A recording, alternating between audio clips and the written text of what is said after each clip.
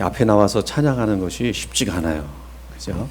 근데 용기를 내셔서 나오셔서 찬양하시는 분들, 먼저 하나님의 복이 그분들에게 임하여지기를 간절히 소원합니다. 누가 내 생각을 움직이는가라는 책이 있어요. 저자는 노리나 허츠라는 분이고요. 우리가 일생 동안에 결정하는 것들을 어떻게 결정해야 되는가 하는 것에 대해서 이야기를 하고 있습니다. 사람은 매일 수백 가지 이르는 사소한 결정을 내려야 합니다.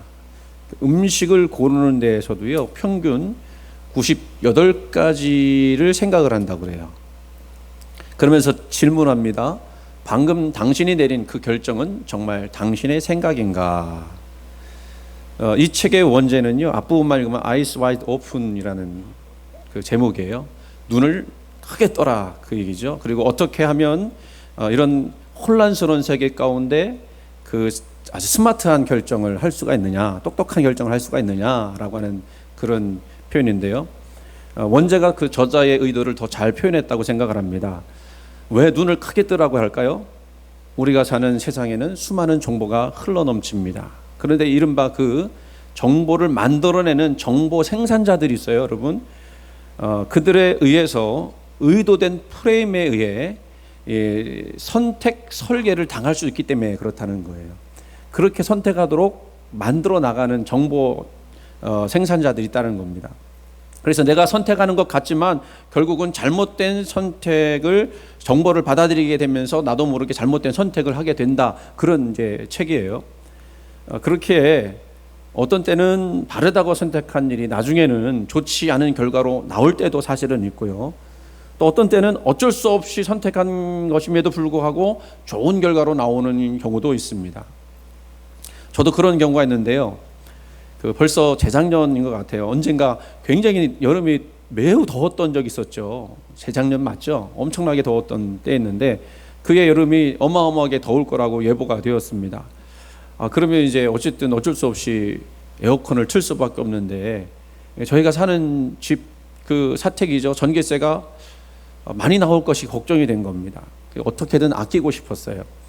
그러던 차에 이제 페이스북을 이제 보다 보니까, 페이스북 보면 광고가 이렇게 뜨잖아요, 중간중간에. 거기 보니까요, 휴대용 에어컨 광고가 나오는 거예요.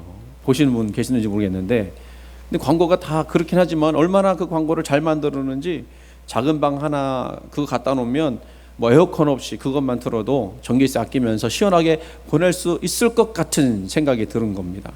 가격은 무려 10만 원 정도. 그것도 해외 배송. 저는 보통 그런 거 보고 구매를 하지 않거든요. 저도 아끼느라고 뭘 사려고 하면 한 번 보고 두 번 보고, 그게 정말 괜찮은지 안 괜찮은지 한 번 더 생각하고 그러고 사는 사람인데, 그날은요 뭔가 홀린 것 같더라고요. 여러분 그런 경우 있으시죠? 예, 해외 배송인데도 20일을 기다려야 되는, 한 달 정도를 기다려야 되는데도 모르고 하는데도 불구하고 주저하지 않고 주문을 했습니다. 주문하는 것도 쉽지가 않잖아요. 뭐 인터넷에서 하려면 뭐 이렇게 송금도 해야 되고 뭐 그래야 되는데 쉽지가 않아요. 꼭 그렇게 사야만 될 것 같은 느낌이 든 거예요. 그리고 드디어 20일이 지난 뒤에 물건이 왔습니다. 물건 받을 때까지 조마조마했죠. 이거 해외에서 배송이라는데 올까 안 올까, 사기당한 건 아닌가. 근데 딱 받았더니요, 너무 실망스러운 거예요. 애들 장난감도 아니고 너무 허술하게 만들어진 거예요. 광고하고는 너무 딴판인 겁니다. 나중에 보니까 그 댓글 있잖아요. 댓글 이렇게 물건 사고 산 사람들이 너무 시원하다, 이게 다 조작된 거예요. 조작된 거. 광고도 과장된 거고요. 지금은요 버리지도 못하고 거의 모셔놨습니다. 필요하신 분 계시면 제가 드릴게요. 10만 원짜리. 그때 이후요, 내가 속았다는 충격에 페이스북을 잘 안 봅니다. 또 속을까 봐. 혹시 저와 같은 경험을 하신 분들 있으실 것 같아요. 그래도요, 이런 선택 결정은 우리가 살면서 겪는 시행착오 정도일 거예요. 그죠? 뭐 누구나 그럴 수 있는 실수들 아닙니까?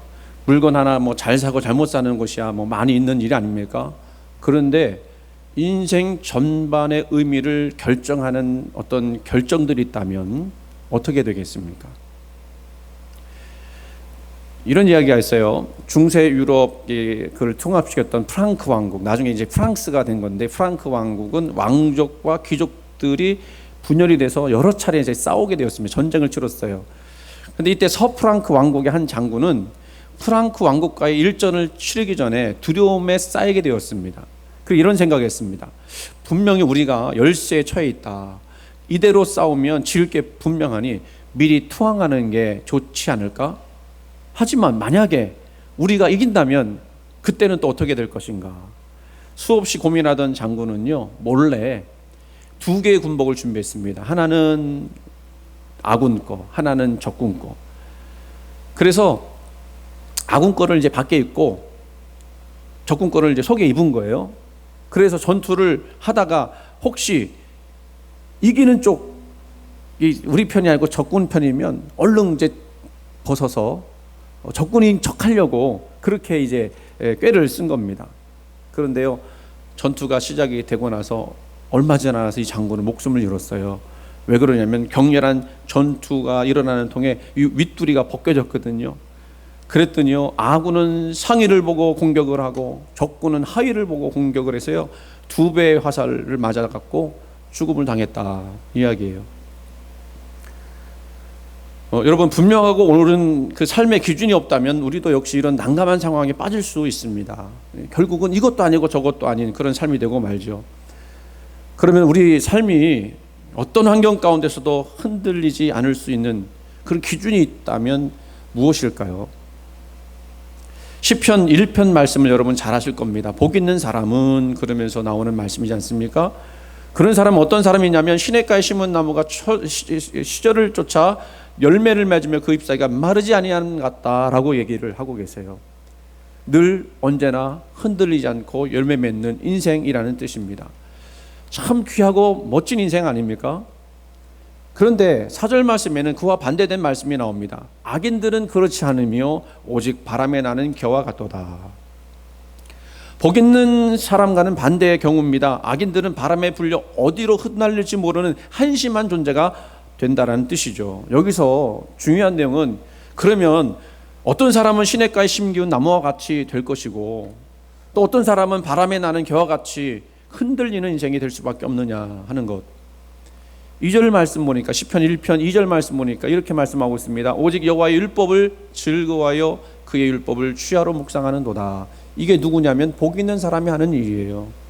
즉 율법, 하나님의 말씀을 삶의 기준으로 삼고 그 말씀을 날마다 즐거워하고 실천하며 사는 인생은 시냇가에 심은 나무와 같이 시절을 쫓아 열매를 맺는 그런 인생이 될 것이고, 그러나 말씀을 즐거워하지 않고 시대의 풍조를 쫓아 살아가는 사람은 흩날리는 겨와 같이 그런 인생이 되고 말 것이다. 코로나19 시대에 많은 사람이 미래에 어떻게 대처할 것이고 어떻게 흘러갈 것인가를 예측을 하고 있고 또 준비를 하자고 하지만, 제가 그렇게 살펴보니까 결국에는요, 통찰력이 있거나 어떤 해안이 있다라고 할 만한 대책을 아직 내놓지 못하고 있습니다. 아직은 해결책이 없다는 거죠. 고민하지 않을 수 없는 상황입니다. 이런 위기의 시대에 우리가 결정을 하고 판단을 하고 나가야 될 텐데, 이럴 때일수록 우리가 명심해야 될 것이 있다. 그게 뭡니까? 기본으로 돌아가는 것. 우리의 기본은 뭡니까? 우리 말씀 가운데 서는 것입니다. 말씀 위에 서는 거예요. 하나님 말씀 위에. 그 말씀으로 세상의 풍파를 이겨내는 것, 그것이 오늘 우리에게 필요한 것이라고 설명될 수 있어요. 그런데요, 우리가 말씀대로 살고 말씀대로 결정하기가 쉽지가 않죠. 쉽지가 않아요.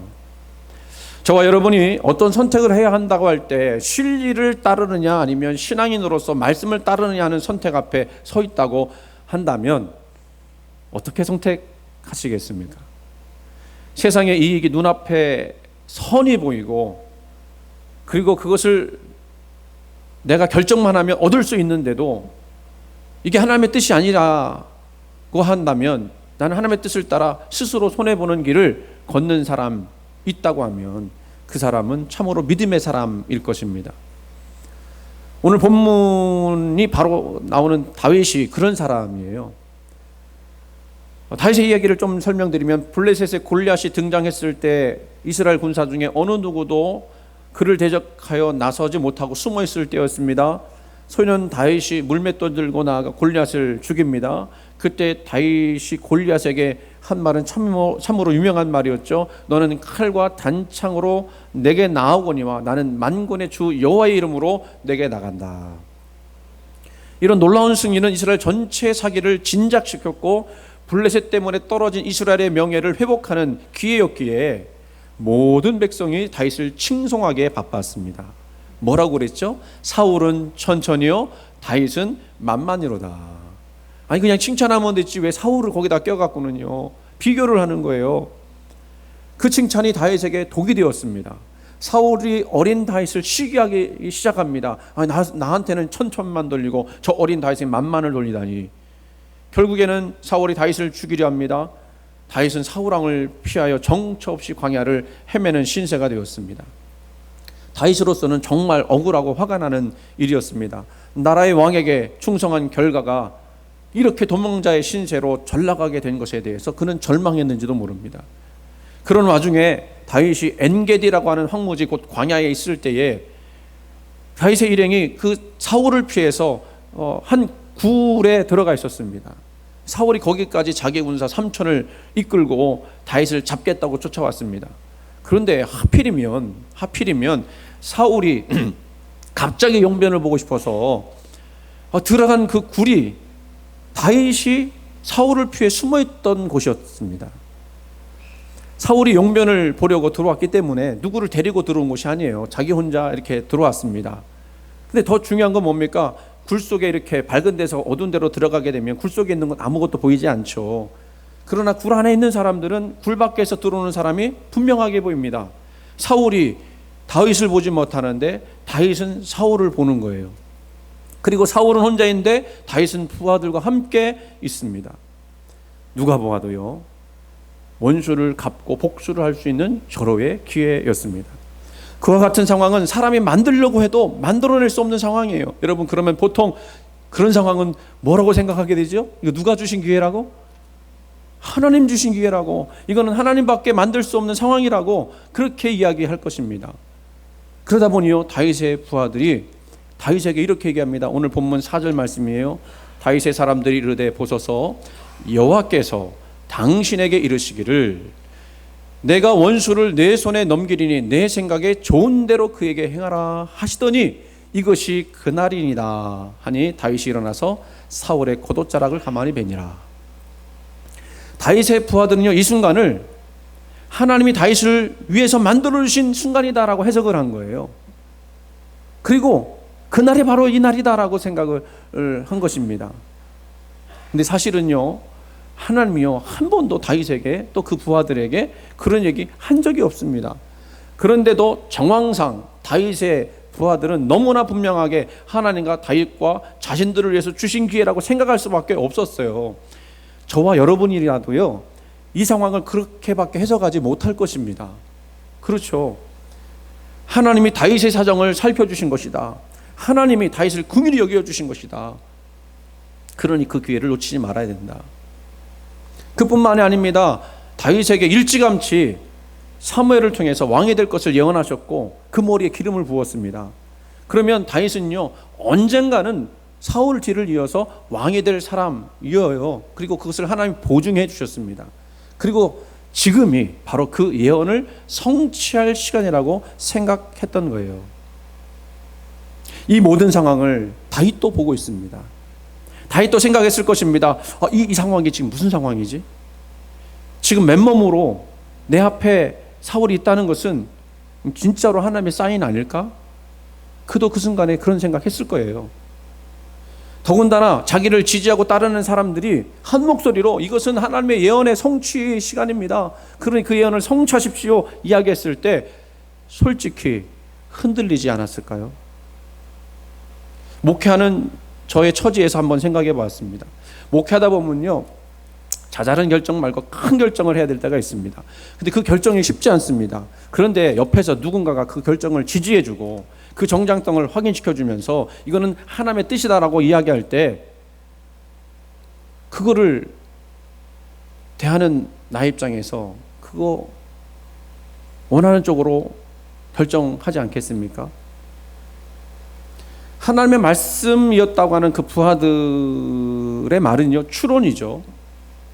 사울이 다윗을 핍박하고 있는 상황과 다윗이 하나님으로부터 기름 부음 받았다고 하는 사실에서 자신들이 원하는 방향으로 그 말씀을 끌어다 댄 거예요. 다윗의 사람들은 두 번 다시 오지 않을 그 기회를 놓쳐서는 안 된다는 생각에 하나님 말씀을 끌어다가 가공을 했습니다. 이것은 우리도 자주 범하는 잘못 중에 하나입니다. 자기 합리화의 도구로 하나님 말씀을 이용하거나 자기의 주장을 정당화시키기 위해서 하나님의 뜻을 들먹일 때가 우리도 솔직히 있습니다. 우리가 처한 상황에 맞추기 위해서, 유리하게 끌고 나가기 위해서 하나님의 말씀을 추론한다는 거죠. 합당하다고 생각하는 것들이 하나님의 뜻이라고 단정짓는 오류입니다.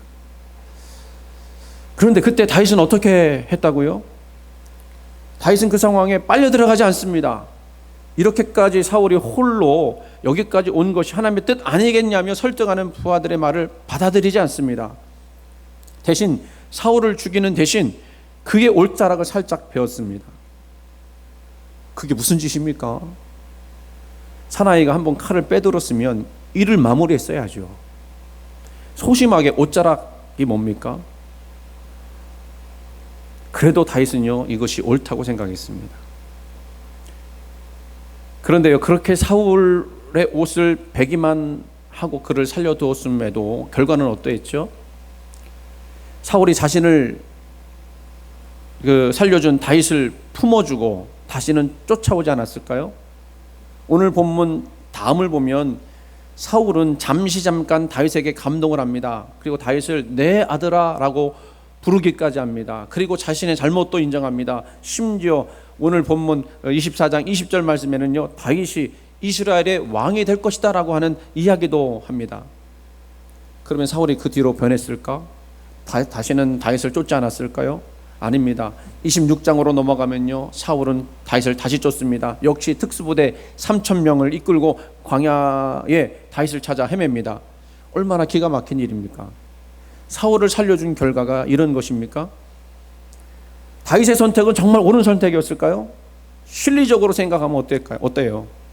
실리적으로 보면 다윗의 결정은 정말 바보 같은 결정입니다.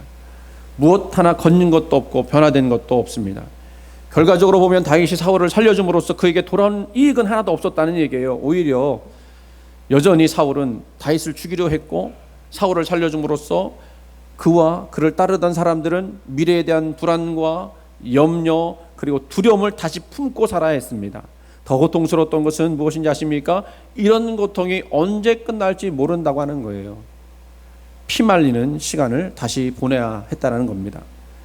그뿐만 아니라 지지자들을 이끄는 다윗의 입장에서는 그 입지도 흔들렸을 거예요. 여러분, 어떤 집단을 또 공동체를 이끌어나가는 분들 계시다고 하면 그 지도력이라는 것이 얼마나 중요한지 아실 거예요. 그런데 그 지도력이 무너졌다, 그리고 이득이 하나도 없게 되었다. 사실 그 지지자들이 하나님의 말씀을 가공해서 이렇게 다윗에게 이야기한 것도 다윗을 위한 것도 있었지만 자신들의 고생을 면하고자 했던 것도 있었던 것 아닙니까? 근데 그 다윗이요, 그 기회를 한순간에 날려버린 거예요. 그냥 모른 척하고 사울을 죽이기만 했어도 자신들은 다윗을 왕으로 삼고 그리고 1등 공신이 되어서 큰 소리치는 자리에 앉을 수도 있었는데 그게 무너진 거예요. 당연히 사람들은 다윗을 따르는 것에 의문을 품었을 거예요. 다윗을 계속 따라도 될까? 그리고 우리가 다윗을 계속 신뢰할 수 있을까? 다윗 따라가다가는 우리 모두 망하는 것 아닌가? 이런 것들을 생각했을 거예요. 그러니 이게 큰 위기일 수밖에 없는 거죠. 그런데도 다윗이 사울을 살려둔 이유가 뭡니까? 다윗은 사울의 옷자락 벤 것만으로도 오늘 말씀 보니까요, 마음에 찔렸다고 했습니다. 무엇 때문에 마음에 찔린 겁니까? 하나님의 법 때문에 그 찔린 거예요. 6절 말씀을 읽어봅니다. 6절 말씀, 자기 사람들에게 이르되 내가 손을 들어 여호와의 기름 부음을 받은 내 주를 치는 것은 여호와께서 금하시는 것이니 그는 여호와의 기름 부음을 받은 자가 됨이니라. 아멘. 아무리 정당한 이유가 있다 할지라도 하나님의 사람을 치는 것은 결국은 하나님의 말씀을 거역하는 것이고 그것은 하나님 기뻐하지 않는다는 것을 다윗이 너무나 잘 알고 있었다는 거예요. 이는 하나님을 거부하는 것이죠. 다윗은 이것을 분명하게 알았기에 사울을 죽이지 않고 옷자락만 살짝 베었습니다.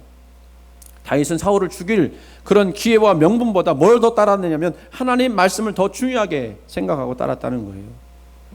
자신과 자신을 따르는 그런 무리의 일시적인 유익을 위해서가 아니라 하나님 말씀을 따라 살겠다고 하는 분명한 기준이 있었어요. 그 손해가 있더라도, 그 어려움이 있더라도 나는 하나님 말씀만 따라 살겠다라고 하는 그 기준이 있었다는 겁니다. 비록 그것이 그 기준 때문에 자신들의 고난과 환난에서 벗어나지 못했지만 그 다윗은 그래도 하나님 말씀을 따르기로 작정했다는 거예요. 세상의 성공 철학 여러분 많이 들어보셨죠? 그 사람들이 하는 이야기는 뭡니까? 기회가 왔을 때는 꼭 붙잡으라는 거예요. 모든 기회를 다 이용하라고 가르칩니다. 그러나 모든 기회가 하나님의 기회가 아니라는 사실을 우리는 잘 알죠. 잠언 14장 12절 말씀입니다. 어떤 길은 사람의 보기에 바르나 필경은 사망의 길이니라. 그 말씀을 좀 띄워주세요. 어떤 길은 사람의 보기에 바르나 필경은 사망의 길이니라. 없나요? 여러분 이 말씀을 믿으십니까? 어떤 사람 볼 때는요 이 길이 좋은 길이에요, 올바른 길이에요. 그러나 하나님 보실 때는요 이게 사망의 길이 될 수도 있다는 것입니다. 만약 다윗도 그 자리에서 하나님의 뜻이라고 왜곡하여 사울을 죽이고 이스라엘의 왕이 되었다면, 왕 됐겠죠, 되었다면, 그러나 통일왕국을 만들어낼 수 있었을까요? 저는 그렇게 생각하지 않습니다. 어쩌면 유다지파, 자기가 속했던 유다지파나 베냐민 지파 그 정도의 나라로 그치고 말았을지도 몰라요.